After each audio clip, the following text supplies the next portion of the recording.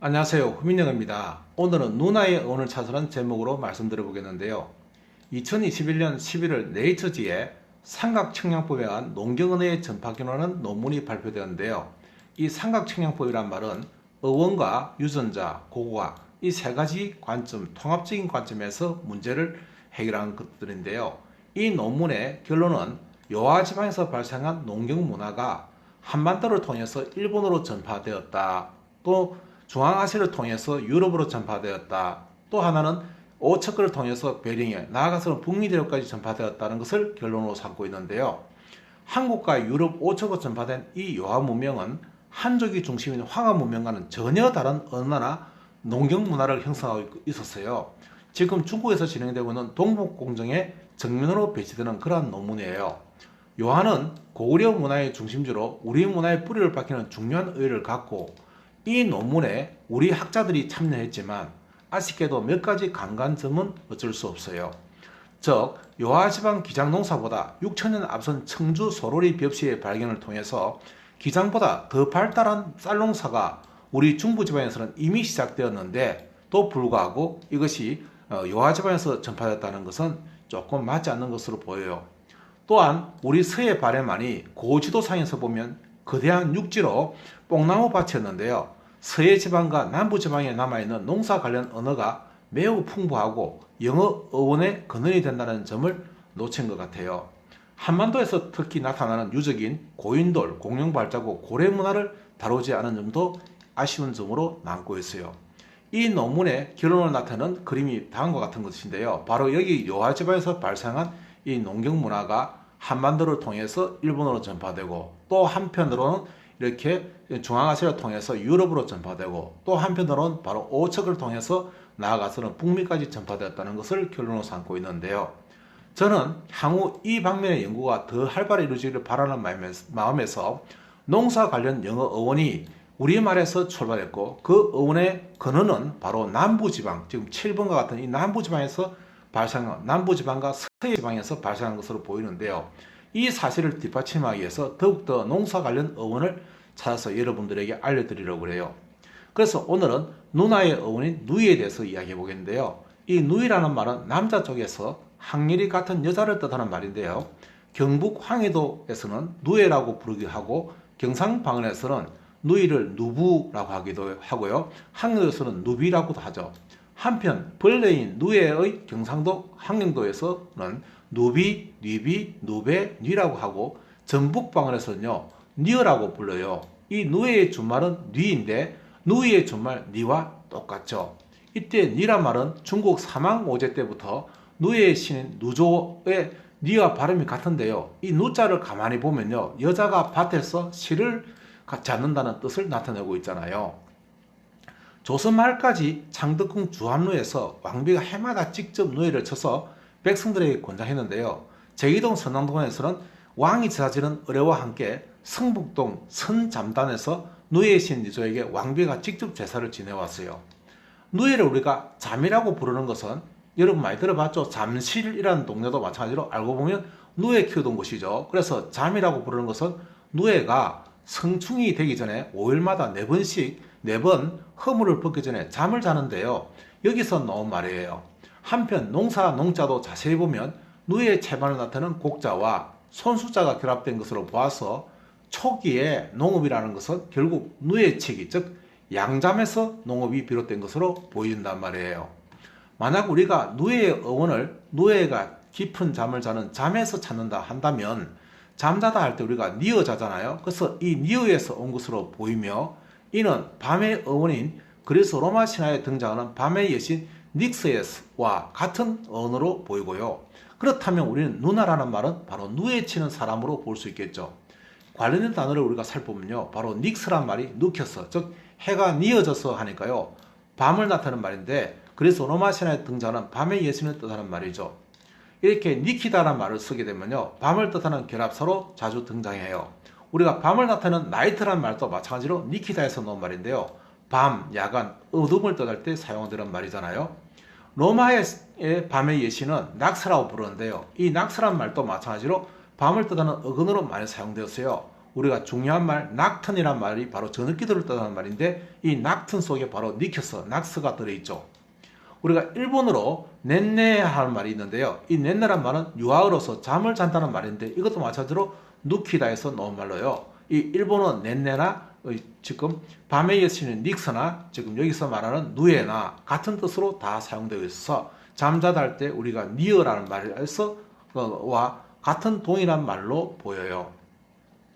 누에가 만들어내는 섬유 이름은 비단이라고 부르고 우리가 견직물이라고 부르는데요. 이 견직물을 나타내는 영어 단어는 바로 실크라고 부르는 이유는 실을 켠다에서 나온 말인데요. 우리가 실을 쭉 뽑아내는 것을 실을 켠다라고 하잖아요. 그래서 실을 켠다에서 실크란 말이 바로 비단, 명주실 또는 견직물이나 비단옷을 뜻하는 말로 사용되고요.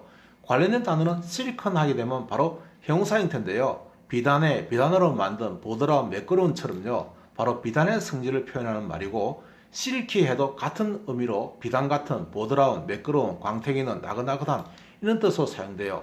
지금 이 여성분이 입고 있는 바로 이 옷감이 즉 비단인데요. 실크라 부르죠. 이 실크가 천연 실크인지 아닌지를 우리가 확인하는 방법은 실크 사운드를 통해서 알 수 있는데요. 실크 사운드는 명주소리라 부르고 견명이라 부르는데요. 실크가 부딪힐 때마다 와삭거리는 소리가 나기 때문에 이 천연 실크인지 아닌지를 판단하는 기준이 돼요. 우리가 누에를 뜻하는 영어 단어는 실크웜인데요. 바로 실켜는 벌레라는 뜻에서 바로 실크웜이 바로 누에를 뜻하는 말로 사용되고 있죠. 우리가 비단을 형성하고 있는 주요 성분은 크게 두 가지가 있는데 하나는 세리신한 물질과 하나는 피부로이는 물질 이 두 가지로 형성되어 있는데요. 이 세리신한 말도 가만히 보면요. 실이게 한다는 그래서 실을 만드는 인자란 뜻인데요. 세리신 하게 되면 바로 누에고체에서 나오는 젤라틴을 뜻하는 말로 우리가 세리신한 말을 사용하고요. 피부로인도 마찬가지로 우리가 이 섬유를 만드는 성분이라서요. 이 말은 바로 5에서 출발했는데요. 5란 말은 피부로 즉 보풀을 뜻하는 말이잖아요. 그래서 5 하게 되면 섬유, 실, 섬유 조직을 뜻하는 말인데 피부로인이란 말이 바로 이 섬유를 구성하는 성분이라는 뜻에서 나온 이름이에요. 그래서 비단을 형성하고 있는 두 가지 중요한 성분은 바로 세리신한 물질과 피브로이는 물질로 구성되어 있어요. 우리가 비단을 만드는 이 일을 갖다가 양잠업이라 하는데 이 양잠업을 뜻하는 말은 세리컬처란 말을 쓰는데요. 이 말은 바로 세리란 말은 비단을 뜻하는 말이고 컬처란 말은 바로 문화를 나타내는 말이잖아요. 그래서 세리컬처 하게 되면 바로 양잠업을 뜻할 때 사용되는 말이에요. 우리가 이 지금 누에가 치는 바로 고치는 영어로 우리가 커쿤이라는 이름을 붙이는 이유는 꽉 깨운이라는 말에서 나는데요. 빽빽하게 깨어져 있다 해서 나온 말이라서요. 커쿤 하게 되면 바로 고치나 나낭, 고치를 만들다라는 뜻으로 사용되는 말이에요. 한편 우리말 누나와 동일한 어원으로 보이는 또 다른 말이 서양어 나나나 낸이나 는이라는 형태로 나타나고 있는데요. 이들은 다 공통적으로 작다, 다시 말하면 낮은이라는 뜻으로 사용되는 말들이에요. 그래서 이 말에 대해서 어원을 다시 한번 살펴보면요. 나나, 내니, 는이라는 말의 공통적인 어원으로 보면 고대 영어에서는 누네라는 말을 썼고요. 산스크리트에서는 노나, 그 다음 라틴에서는 노나 또는 노느스라는 말을 썼고요. 페르시아에서는 나나를 썼고 세르비아에서는 네네 또는 그리스에서는 나나라는 말을 썼는데요. 다 공통적으로 엄마나 또는 숙모를 나타낼 때 아줌마를 나타낼 때 쓰는 말로 있고요. 이태리에서 노나라든지 웰스에서 나이는 할머니를 뜻할 때 쓰는 말이에요. 그래서 이것들의 공통적인 어원은 바로 나나 뜻인데요. 난, 즉 나네란 말은 난장이 할 때 난, 즉 낫다는 뜻이죠. 그래서 그리스에서도 나노스, 나나란 말로 이렇게 사용되고 있는데요. 만약에 우리가 누나란 말이 서양 언어학자의 이런 의견대로 낮은이란 말에서 왔다고 한다면 아빠는 오빠에 해당되고 엄마는 누나라는 공식이 성립되어서 우리가 아줌마 즉 수모님을 갖다가 작은 엄마로 부르던 우리 관습과 결코 다르지 않고 누워 자는 누에를 기르는 사람이 누나라기보다는 오히려 작은 엄마인 누나가 실을 얻기 위해서 기르는 곤충이 오히려 누에란 말로 이렇게 위치가 역전되어 버려요. 관련된 단어를 보게 되면 우리가 나나라는 말은 바로 할머니나 간호사 돌봐주는 여자를 뜻할 때 우리가 나나라는 말을 쓰고요. 내니 하게 되면 바로 Y를 붙였어요. 바로 낮은 이, 즉 작은 엄마라는 뜻으로 유모, 아이 보는 여자, 나이 많은 하녀나 할머니를 뜻할 때 우리가 내니란 말을 쓰고요. 수녀나 여성 비구니를 뜻할 때 우리가 넌이란 말을 쓰잖아요. 그래서 이것들의 공통적인 뜻은 낮은이란 말인데 우리말 누나와 결코 다르지 않다는 것을 우리가 엿볼 수 있죠. 나노라고 하는 말은 우리가 10억분의 1을 나타내는 말인데요. 자극다를 나타내서 이 말에 들어가는 말은 바로 나노암페아 또는 나노에이텀, 나노큐리에, 나노그램, 나노미터, 나노세컨드와 같이 이 10억분의 1을 나타낼 때 이 말을 사용하고요.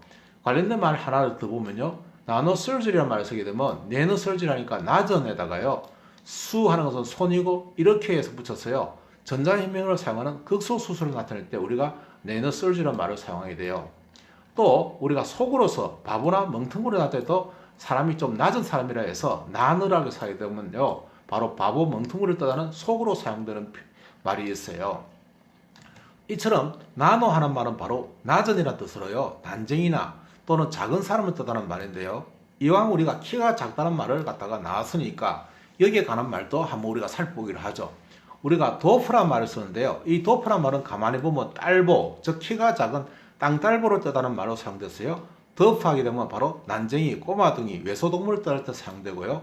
더피시 하면 형사 형태로서 난쟁이 같은 자그마한을 뜻할 때 사용되는 말인데요. 처음 사진에 넣어처럼 이렇게 키가 작은 사람 우리가 도프, 즉 딸보라고 부르는 거죠. 또 우리가 키가 작은 사람을 뜻하는 말로서는요, 청키란 말을 쓰는데요. 청키란 말은 청크에서 왔는데요. 청크란 말은 쩌괴 하니까요. 살찐 덩어리를 뜻하는 말인데요. 큰 나무 토막이나 두꺼운 조각을 뜻할 때 쓰는 말인데요. 지금 청키라고 하게 되면 바로 지금 요 그림과 같이 이렇게 두터운 모직물이나 아니면 이분처럼 키가 작으면서 몸이 뚱뚱한 이런 살찐 덩어리를 뜻할 때 우리가 청키다라고 이렇게 표현을 해요. 동물에게 있어서 우리가 고기란 말이 있는데요. 이 고기란 말은 고운 개란 뜻인데요. 키가 곱다 하는 말 때 우리가 곱다란 말은 행동거지나 이런 것들이 산뜻하고 아름답다라고 할 때도 곱다란 말 쓰지만 가루나 알갱이 따위가 아주 잘 때 우리가 고운 알갱이를 썼잖아요. 그래서 고기란 말은 바로 고운 개란 뜻인데요. 즉 코기견을 뜻하는 말인데 다리가 짧고 몸이 긴 웨일즈상 개인 이런 형태의 견종을 우리가 고기란 말을 사용해요. 우리가 덤피란 말도 마찬가지로 키가 작은 사람을 나타낼 때 쓰는 말인데요. 이 말은 덤이란 말은 바로 바위를 뜻하는 우리 고유어고요. 피란 말은 피다 하니까 패다란 말인데요. 바위같이 두툼하게 패인 사람을 뜻하는 말이에요. 그래서 땅딸막한 사람, 뭉뚱한 사람을 나타낼 때 우리가 이렇게 덤피란 말을 사용해요. 또 땅딸보 나타내는 말 중에 하나가 놈이란 말인데요. 놈이란 말은 바로 깨어난다 했어요. 바로 알리는 것, 즉 격언이라는 말을 쓸 때 우리가 쓰는데요. 바로 땅의 신령인 땅속 보물을 지키는 늙은 난쟁이를 뜻할 때 우리가 놈이란 말을 쓰는데요. 형사로서는 놈이시 이랬어요. 땅 신령 같은 변덕스러운 했어요. 그림과 같이 이런 형태의 캐릭터를 갖다 우리가 놈이란 말을 사용해요. 우리가 키가 작다라고 할 때 표현하는 방법은 쇼트란 말을 쓰는데요. 이 쇼트란 말은 자르다에서 놓은 말인데요. 쓰다, 즉 썰어서 자르다에서 놓은 말인데요. 짧은, 부족한 이런 말인데요. 우리가 이렇게 팬티 같은 이런 것도 우리가 쇼트라 부르기도 하고 키가 작은 사람 우리가 숏이라 부르죠. 또 우리가 키가 작다라고 할 때 쓰는 말이 스타키란 말인데요. 이 스타키란 말은 서디껴란 뜻인데요. 바로 스타키란 말에서 나온 말인데요. 땅에 꽂혀 서 있다 해서요. 줄기를 뜻하는 말 때 쓰잖아요. 그런 줄기처럼 이렇게 그루터기처럼 생긴 그런 사람을 뜻할 때 우리가 스타키란 말을 썼어요. 그림과 같이 땅따라지만 아주 단단한 몸을 가진 사람을 우리가 스타키란 말을 써요. 만약 우리가 동물에게 있어서 이를 쓸 때는요, 바로 펀치란 말을 쓰는데요. 펀치는 뻥 쩌다에서 나온 말인데요. 땅딸말한 진말, 즉 지금 그림과 같은 이런 말을 뜻할 때 우리가 펀치란 말을 썼어요. 땅딸막한 사람을 나타낼 때 쓰는 말들이에요. 또 우리가 작은 이런 난쟁이를 뜻하는 말 중에 하나가요. 피금이란 말을 쓰는데요. 피금이란 말은 피다만 손을 펴서 검어진다는 뜻이에요. 즉 검어진 주먹을 뜻해서 주먹만한 사람을 나타내는 말을 우리가 피금이라 쓰는데요. 아프리카 적도의 작은 흑인을 뜻하는 말로 사용되는데요. 바로 주먹 같은 생긴 사람이다 해서 놓은 말이죠. 그래서 우리가 주먹을 뜻하는 말은 또다시 피스트란 말을 쓰는데요. 바로 피 싸다 하니까요. 손을 펴서 싸다, 주먹을 싸다 해서 놓은 말이죠. 그래서 주먹을 나타내는 말은 바로 피스트란 말을 쓰는데요. 같은 어원으로서도 우리가 five란 말을 쓰는 것도 마찬가지로 피 붙이다 해서 나온 말이었어요. 5를 나타낼 때 쓰잖아요. 그래서 손바닥만한, 즉 주먹만한 사람 나타낼 때 우리가 피금이라는 단어를 쓰는 거예요. 이거와 반대로 우리가 키가 크다를 나타낼 때는 우리가 톨이란 말을 쓰잖아요. 이 톨이란 말은 어디서 났냐면요. 우리말 돌돌하다에서 났는데요. 돌돌하다 말은 바로 키가 크고 날렵하다, 즉 똘똘하다 말로 우리가 바뀌어서 우리가 사용되고 있는데요. 이 똘똘하다 말이 바로 돌돌하다에서 나온 말이에요. 그래서 키가 크고 날렵한 사람은 우리가 톨이란 말을 쓴단 말이에요.